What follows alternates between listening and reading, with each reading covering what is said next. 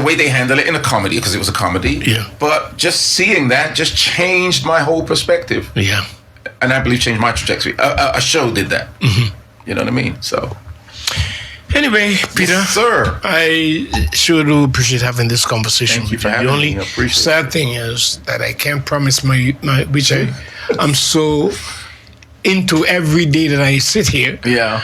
To let my audience know where they can benefit or see from or whatever. Yeah. The movie is, actually it ended last weekend. On Sunday was, but you know what, Wendell, they said that 2 weeks ago it was supposed to be the last. And then you're going to call the other, and you had to go more. Yeah, so they've been doing that because, of course, Caribbean cinemas are looking at the numbers. That's all they care about. Yeah, you know? yeah, that's right. So if they see the seating and the people coming, then, hey, can we run it again? So, we'll see. Yeah, you can never tell. You never know. So don't lose hope, folks. You still have an opportunity one day to see Wonderful Counselor Part 2. Yes, sir. And of course, we can also look forward to possibly a Part 3. Yes. And I'm jumping ahead of myself here because I can't step in Peter's way. He's going to do Part 3. But you also, it's a good thing if you have not yet seen Part 1. Yeah. Please go to his website, which is Peter SAGNIA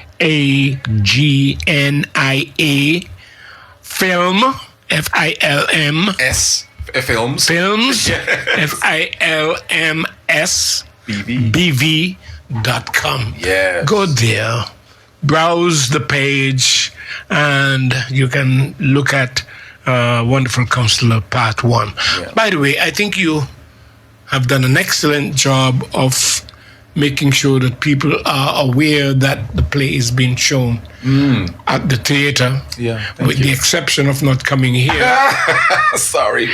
Apologies to Windows viewers. I would say viewers, listeners. I'm sorry. That's my fault. Well, I just like to make sure, and I know I have a lot of listeners who have preferences. Yes. When it comes to what they would want to hear. Yes, sir. Which often is, if it's not politics, is whatever is trending. Yes, yes. But at the same time, I want them to know that life has so many different angles to it. Right.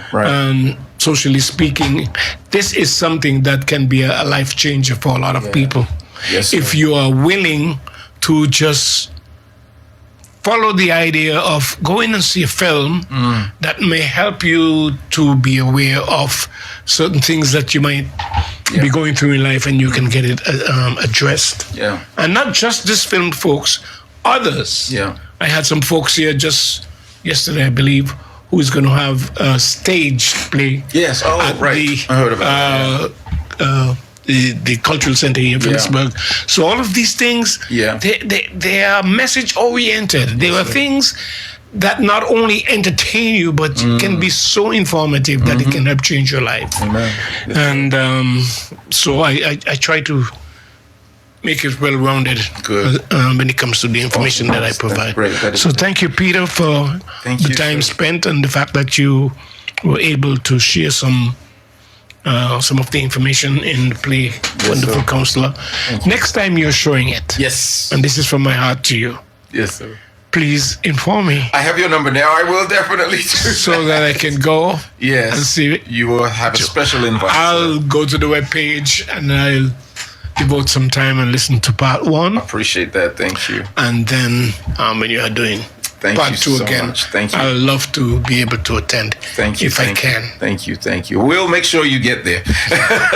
We'll make sure. All right, folks. That's it for today, Wednesday.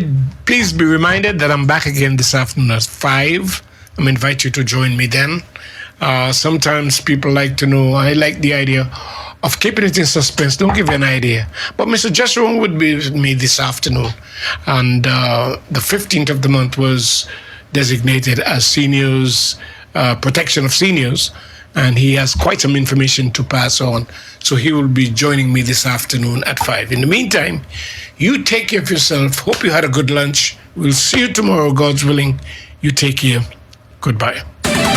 This is the voice of St. Maarten, PJD2, 1300 AM, broadcasting from Plaza 21, Philipsburg, St. Maarten. The World News is next on the voice of St. Maarten.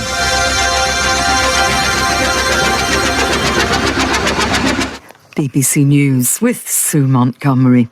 President Trump has warned he's ready to resume military action if Tehran doesn't abide by its obligations. He was speaking on the sidelines of a G7 meeting 2 days before the signing of an accord to pause the war, pending a full agreement. Hours earlier, 3 Iranian oil tankers had passed through a US blockade. John Donnison reports from Jerusalem. Facing criticism from Israel and hawks within his own Republican Party, President Trump pushed back on the idea his deal made too many concessions to Iran. He said if Tehran didn't behave, the US would go right back to dropping bombs right smack in the middle of their head. To the surprise of some, the Memorandum of Understanding contains the lifting of oil and petrochemical sanctions on Iran with immediate effect, which will put billions of dollars back into the country's economy. Health officials in the Democratic Republic of Congo are searching for a 6-year-old girl with Ebola who was taken from a treatment facility in North Kivu province. Health authorities have warned that finding the girl is crucial. Camilla Mills has more details. According to an official notice, the mother and child were removed from a hospital by a group of men who refused their transfer to an Ebola treatment centre. Authorities say the child had tested positive for the virus and are appealing for information on her whereabouts. The case highlights the difficulties facing health workers as they try to contain the latest Ebola outbreak. Community mistrust, misinformation and insecurity have hampered efforts to trace contacts and isolate patients in some affected areas. Germany's armed forces are set to increase the number of experiments carried out on animals. The Defence Ministry cited more complex military research demands and the global security situation as reasons. It said all animal testing followed guidelines designed to minimise pain and distress. Rats, mice, pigs and even donkeys have been used in the past in surgical procedures and assessing the impact of injuries. The G7 group of industrialised nations, including the US, have called on technology companies to ensure their services are safe for under 18s. They say such services should protect children's privacy, be age-appropriate and safe by design. The European Commission spokesman for tech sovereignty is Thomas Renier. We put our citizens first, and the well-being of our citizens comes first. And how was the beginning of 2026 marked? It was marked by Grok undressing digitally women and creating child pornography. We do not want to wait for harms to occur before starting to legislate and to tackle these harms. No, we do it the other way around. World News from the BBC.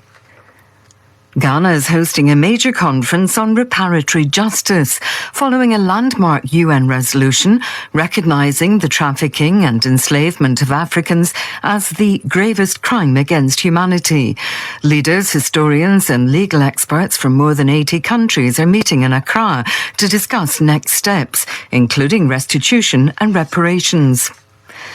Britain's National Crime Agency has revealed details of raids carried out in Germany last month that dealt a significant blow to gangs smuggling migrants across the Channel. Thousands of items used in small boat crossings were seized, including dinghies, engines, pumps and life jackets. Investigators believe the equipment seized in May would have been enough to facilitate the crossings of more than 2,000 people. The new director of the Louvre Museum in Paris is struggling to upgrade its ageing facilities. Christophe Leribaud was speaking to a Senate committee after being appointed in February in the wake of a spectacular theft of imperial jewels. He said building-related emergencies were mounting. Despite its imposing majesty, despite the daily commitment of its teams, the Louvre is running out of steam. Its equipment and infrastructure are reaching the end of their life cycle. We are therefore at a crossroads. Urgent building issues are piling up, and we are facing a wall of investment needs, which is obviously not what anyone wants to hear. A British man who spent nearly 3 decades trying to walk in a single unbroken route from the tip of South America to Britain has hit a stumbling block. Carl Bushby, who's 57, has been refused permission to use the service tunnel of the Channel Tunnel linking France with Britain to complete his 58,000-kilometre odyssey. A Eurotunnel spokesperson said this was due to safety and operational reasons. If Eurotunnel doesn't relent, he said he might have to swim the channel. BBC News. Voice of St. Maarten Radio Network News Service. Reliability, accuracy, and objectivity.